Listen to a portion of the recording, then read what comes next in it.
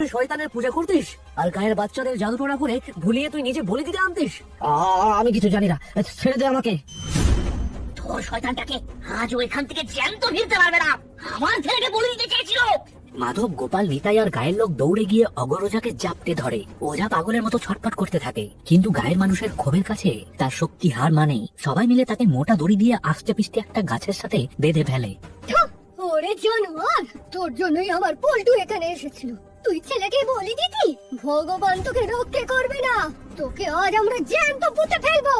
অগরজাকে বেঁধে ফেলার পর বিকাশ ধীরে ধীরে ঘুরে দাঁড়ায় সেই ডাইনি বুড়িটার দিকে। বিকাশ মশালের আলোয় ডাইনি বুড়িটার দিকে ভালো করে তাকায়। ডাইনি বুড়ির পরনে একটা ছিঁড়ে যাওয়া নোংরা পুরনো সুতির শাড়ি। শাড়ির পাল্টা দেখে বিকাশের বুকটা হঠাৎ ছ্যাঁত করে ওঠে। এই শাড়িটা তার বড্ড চেনা। আর ঠিক তখনই বাতাস ভারী করে সেই কর্পূরের গন্ধটা আবার ভেসে আসে। এই কর্পূরের গন্ধ, এই গন্ধটা তো মরা পুরানোর কর্পূর নয়।